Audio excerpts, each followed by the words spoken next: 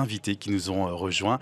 Ça nous fait plaisir. Exactement. Avec Valérie Gruter, directrice du Secours Suisse d'hiver, et Florence Regat, responsable marketing et communication pour la Suisse romande. Bonjour à vous deux. Bonjour à vous. Et merci d'être là. Merci d'avoir invité cette invitation ici à Cœur à Cœur. Valérie Gruter, en quelques mots, est-ce que vous pouvez nous présenter votre organisation? Quel est le rôle de cette organisation et vos missions que vous avez au quotidien? Oui, volontiers. Merci beaucoup de nous inviter. Le Secours Suisse d'hiver, c'est une œuvre financière nationale qui soutient des personnes et les familles en difficulté financière. Elle existe depuis 90 ans. Nous sommes financés à 100% par des dons et nous intervenons de manière rapide et concrète. Par exemple, si une famille a des problèmes d'argent et il faut des matériaux scolaires pour les enfants. Et nous voyons notre rôle d'aider là où l'aide sociale ne suffit pas ou arrive trop tard. C'est vrai que la précarité en Suisse est souvent invisible pour beaucoup de gens. Comment est-ce que vous pouvez la définir aujourd'hui et puis quelle réalité vous observez surtout aujourd'hui, Valérie ? Oui, la Suisse est un pays très riche, mais la pauvreté existe bel et bien aussi chez nous. On estime qu'environ 1 personne sur 12 vit dans une situation de précarité, souvent de manière discrète et invisible. Le Secours Suisse d'hiver intervient précisément dans ces situations, par exemple lorsque des ménages qui doivent choisir entre chauffer ou se nourrir correctement, ou encore des personnes qui renoncent à aller chez le médecin par faute de moyens. Ce sont des réalités très concrètes et elles existent aussi ici, dans la région. Et nous voyons aujourd'hui aussi une forte augmentation des demandes, notamment chez les familles monoparentales. Alors justement, Florence, en Suisse, on a un petit peu plus de 8% de la population qui est touchée par la pauvreté. Ça correspond environ à 708 000 personnes, ce qui est énorme. L'année dernière, vous avez soutenu plus de 47 000 personnes dans toute la Suisse. Comment est-ce que vous avez aidé concrètement ces personnes, Florence ? Alors exactement, Virginie, l'année dernière, on a soutenu 47 000 personnes, dont 1 600 enfants à travers la Suisse. En fait, nos aides sont très concrètes. On soutient par l'alimentaire, par des bons, par des vêtements, des colis de vêtements. On offre des lunettes. On offre en fait aussi du mobilier comme des lits qui viennent de la Suisse, des bons d'achat. Et puis on paye des factures urgentes mais souvent nécessaires en fait. Et on essaie de contribuer par des activités scolaires ou parascolaires.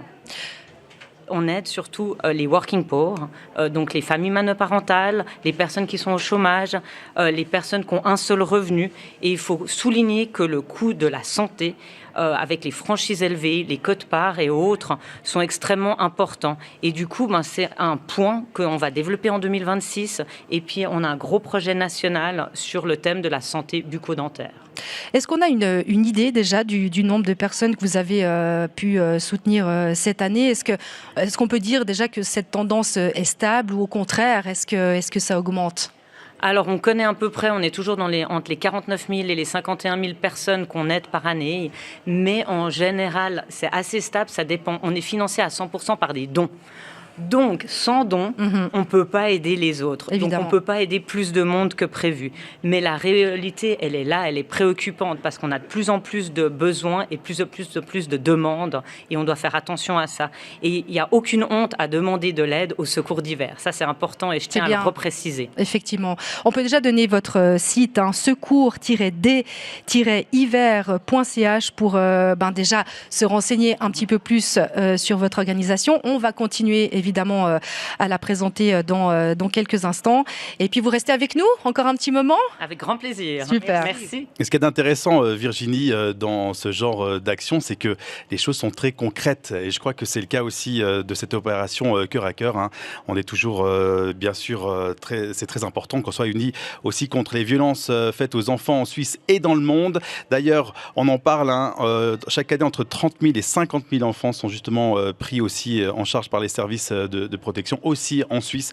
Donc là, on est vraiment dans le concret finalement, dans cette heure-ci. Et vous faites bien de soutenir cette cause durant toute cette semaine avec notamment un titre qu'on va écouter pour la suite. C'est Sting qui arrive sur RTS Première et Radio Fribourg. C'est Denise Ahayen qui a donné 50 francs pour écouter. Ici à Cœur à Cœur. Valérie Gruter, en quelques mots, est-ce que vous pouvez nous présenter votre organisation ? Quel est le rôle de cette organisation et vos missions actions que vous avez au quotidien. Oui, volontiers. Merci beaucoup de nous inviter.